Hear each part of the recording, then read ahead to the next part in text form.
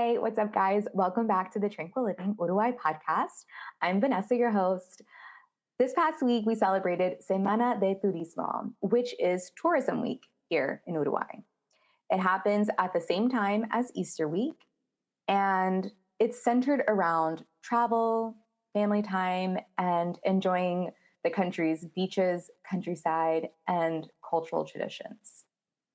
It's called Tourism Week and not Easter week here because Uruguay, if you don't know, is one of the most secular countries. This Tourism Week is kind of one of the major differences of Uruguay that I noticed compared to the rest of Latin America.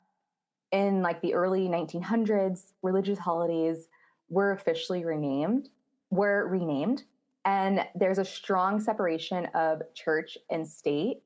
So for Easter week, the focus is shifted on from religion to Uruguayan culture, leisure, and travel. So whenever, instead of saying Semana Santa, which in many Latin countries refer to it as, here it's Semana de Turismo, Tourism Week, not Easter week.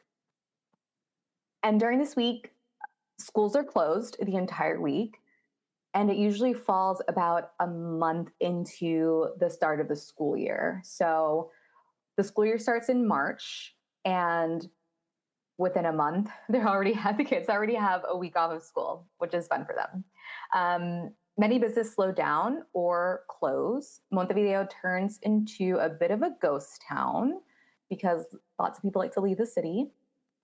And families tend to travel across the country or even out of the country to neighboring countries like Argentina and Brazil.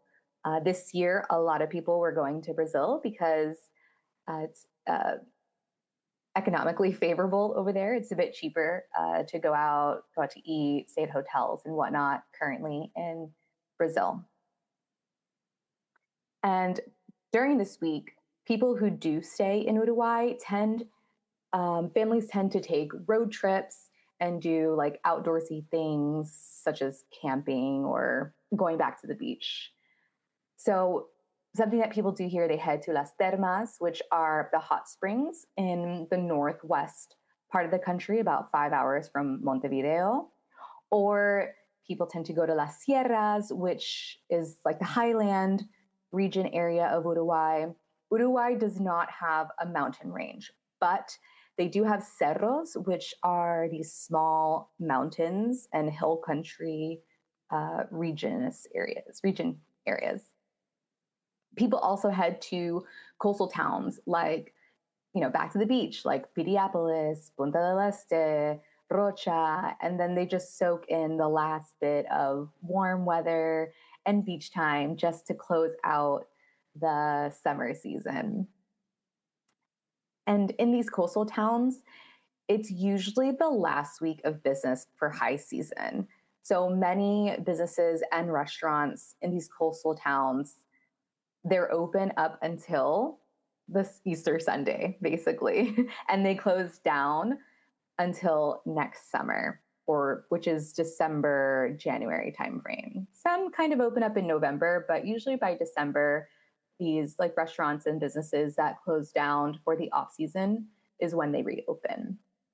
But just in general, Tourism Week is known as like a week to spend time with family. And if you stick around in the city like Montevideo or wherever you live in Uruguay, people tend to go to local festivals and do cultural events around, for example, in Montevideo, around the Prado neighborhood and Roosevelt Park near the Carrasco Airport. There's this large festival called Semana Criolla, which is celebrated, and it's a local fair celebrating local Uruguayan culture. There's live music, Uruguayan food. It's family friendly with games for kids. And I've been to the one in previous years in the Prado, and that was really nice. And it was kind of nice to kind of get a good like cultural sense of Uruguay. There's lots of artisans and people like selling native Uruguayan things. So that's a good opportunity to stock up on um, like souvenirs and anything like native cultural Uruguay you can purchase there from like local artists. So that's really neat. What's surprising about Tourism Week is that there's like, obviously, like I mentioned before, very little emphasis on religious traditions. There's no like big Easter marketing culture. There's no pictures with Easter bunny at the malls. You can't find Easter baskets or like those plastic eggs to do Easter egg hunts for your kids.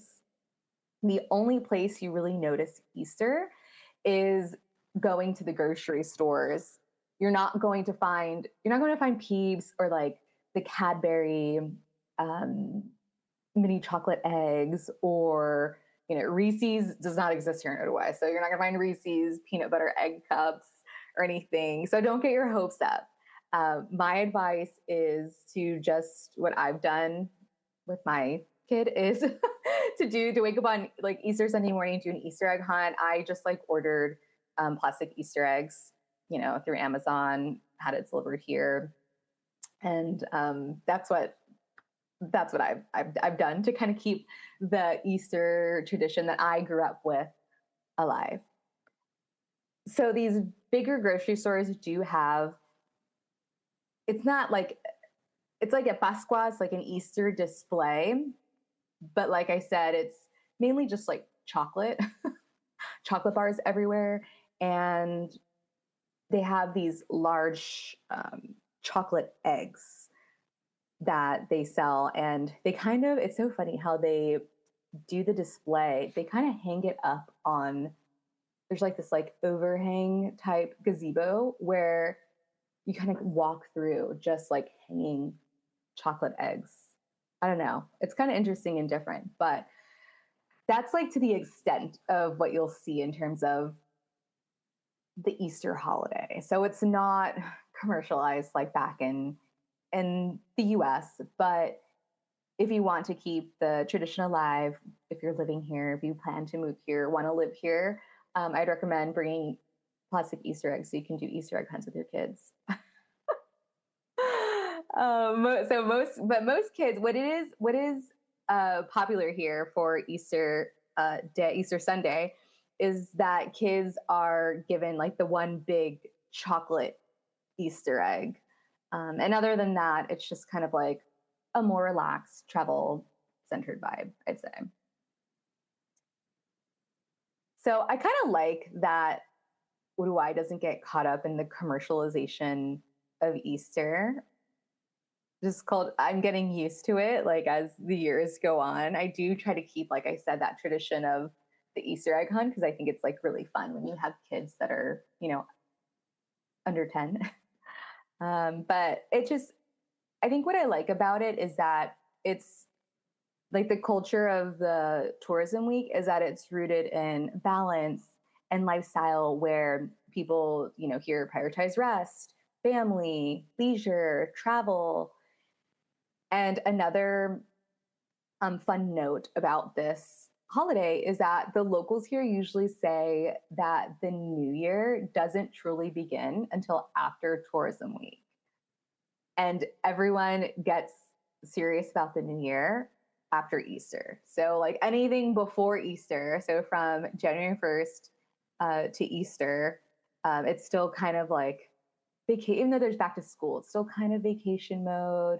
The weather's still really nice. It's summer, kind of beginning into fall. But after Easter Day, Easter Sunday, then the real year starts.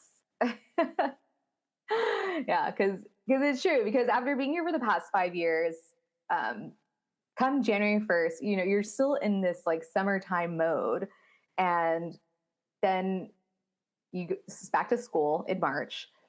And then after that, you have Semana de Turismo, which is that 1 week to kind of like decompress from back to school. And then the year really starts. So, so I have to say, we truly did live out the tourist part of Tourism Week this year. We ended up doing 2 short day trips to departamentos or other states in Uruguay, which we had never been to before, and ended like the second weekend, Easter weekend, with a weekend trip to Buenos Aires in Argentina. So since we got our beach fix and everything during the summer, we decided to be adventurous and try some new things and places. So first off, this year it was strangely hot during tourism week. We had this heat wave come through, which usually isn't the norm. I think it's been like 3 years since we had a really warm Easter week. It usually feels like fall weather because it's the beginning of fall. But by the Friday night of Easter week, the rain came in and cooled us off, and we were having to wear sweaters and sweatshirts.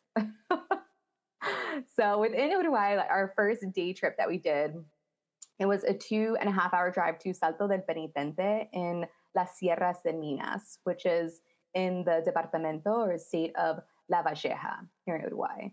It's about, from our house, it was about a 2.5 hour drive, but from Montevideo, it's 2 hours. It's a very easy and nice ride on the highway. It was a straight, direct shot with one toll. So one toll there and one toll back. And Salto del Penitente, it's a geoparque, we call it a geopark, which is a protected natural area of Uruguay. And it's known for its Salto de Agua, which is a small waterfall. It's a waterfall. It's not like an enormous waterfall, but it's a nice waterfall with a pool area at the bottom. And, you know, if it's nice and if you want to and if you can swim in it, but obviously at your own risk. They don't have any lifeguards there.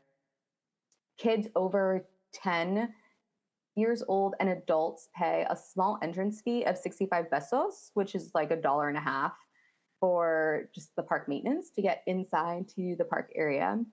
And once you get up there, because it's kind of like a hilly ride up to the top, and the views of these highlands, they're really beautiful, actually. Once you're in the park, you can go on numerous hiking trails.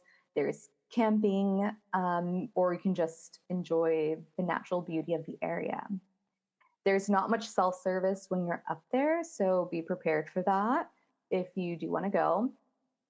There's a beautiful outlook point overlooking the waterfall, and you can actually walk down like the hill, like the mountain area, to the waterfall and touch the water, or like I said, you can swim in the water if you're inclined. There's a nice paved path to get down there. So I did see like older people like in their 70s and 80s actually going down there. The way up, they were kind of struggling because it's a bit steep, but it was like a short 5-minute walk down. And the path to get down to the waterfall starts right at the parking lot. So you don't have to like do crazy hiking or go far just to see the waterfall. So I thought that was really nice. There is a restaurant on site overlooking the views, which was really beautiful.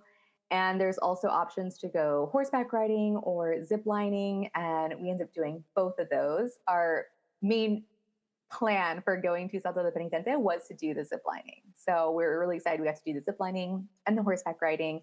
Those activities were both 450 pesos per person, which is about $10 US. So pretty reasonable compared to doing like ziplining or horseback riding if you were back in the US, in my opinion. It was cash only, so be prepared to bring enough cash for all the activities that you want to do. And I think the restaurant may have been cash only too. I don't know. We didn't sit and eat there, but just bring cash. It's always a good, smart idea to bring cash. The horseback riding was a 30-minute guided ride through the cerro, and we crossed a little creek on the horse. We passed by the hiking paths and multiple people that were setting up to go camp out there for the night. The zip line activity had 2 lines that you could go down, and it crossed next to the waterfall. So it was a really nice view as you were riding down the line to see the waterfall next to you. And the people working at the zip line and the horseback riding. They were so nice. Like people helping you put the gear on, the helmet and everything. They were really nice, funny. They kept joking with my daughter, like as you know, they were getting her geared up to go. So it was nice. It was a nice, pleasant experience. And then our second day trip during tourism week was a 2-hour drive from our house to the Eco Parque Tariche. And that is, Eco Parque is like a, what they call a zoo. And it was in the town, located in the town of Trinidad in the departamento of Florida. So the state or department of Florida. And this was like actually a really nice zoo, great for kids and families. I had heard about this zoo, but since it wasn't in Montevideo and it was like in a departamento that I hadn't been to before, I didn't really pay much attention to it. And our friends had invited us to go with their kids. So we ended up going and we had such a great time. It's not a petting zoo, so you don't have the option to pet the animals there. There is another really fun petting zoo that you can go to that I can recommend if you're interested. But that's kind of near there, but on the way to Colonia, a different town and departamento. Strangely, it was, like I said, this week was like strangely hot. It was like the hottest day of the week, I would say. So we did prepare, we brought water bottles, snacks. The facilities there at the zoo are great. They have lots of options to do within the park. The entrance fee to the park was 350 pesos, which is about $8. And then kids pay, I think it was like $1 less. We ended up paying an extra 500 pesos or 12 US dollars to ride the guided bus tour that takes you around the park to areas that are not accessible if you were just walking around the zoo. And this was actually a lifesaver because one, because of the heat that day, you know, we did minimal walking. And two, you got to like ask the guide questions about like the animals and he went like explaining everything, fun facts about the animals there. They had so many animals to see. Obviously the local animals such as like deer, carpinchos, native birds, and I saw one of a native like gray eagle that they had here for the first time, which I hadn't seen before. They had emus, llamas, goats, monkeys, camels, a zebra. They had these one humpback camels, a zebra, and they had some kind of mountain cat, probably a jaguar family type cat. But I didn't get to see him because since it was really hot, he was like hiding in the shade to cool off from the heat. They also had a building dedicated to reptiles and amphibious animals, which was really big inside there and nice. And that was air conditioned. So that was like our one air conditioning point of the visit. They also had a fun activity like option to ride and rent out these swan paddle boats that they had there, that was also 500 pesos per person for like 12 US dollars. And that was a really fun time. Like, even though it was hot, we did it and it was so worth it because we paddled around this. They have like a lake where these paddle boards are in, and with like two little islands, and they call it Monkey Island because that's where they keep their capuchin monkeys on this island. So it was really cool. We got to ride around the Monkey Island, check out the monkeys. They had turtles in the water that would kind of come pop up and say hi to us. And so that was really fun. So I'm glad we did that as well. There is a nice restaurant on site, or you can bring drinks and food, do a picnic in the zoo. You're actually allowed to do that there. We ended up just grabbing lunch in the town of Trinidad before driving the 2 hours back home because that just ended up working out better for us on our way out. So that was really fun. So I'm glad we did both of those day trips. It was totally worth it. And we got to see two different areas and towns of Uruguay that we had never seen before. So that was really cool. And then for the last weekend of tourism week, from Friday to Monday, we hopped on the ferry and crossed over to Buenos Aires, Argentina for the weekend. So, in my next episode, I'll give you kind of like the logistics and the rundown on how it was like traveling to Buenos Aires this time around, because it'd been at like almost 3 years, probably over 2 years, since we had gone to Buenos Aires, Argentina from Uruguay. So, anyways, I hope everyone had a great Easter week. I know sometimes in the US it's spring break week. So that's all for now. Thank you so much for listening or watching this podcast. If you like this episode, please like, follow, subscribe, share the show, share your thoughts, questions, comments, because I read them all. My goal of Tranquil Living Uruguay is to be your passport to Uruguay, a place I call a hidden gem south of the equator. So whether you're traveling through or if you're an aspiring expat, I'm sharing real life lived experiences from the perspective of an American Latina millennial expat. And remember, life abroad doesn't have to be perfect, but it should be tranquil. Cheers.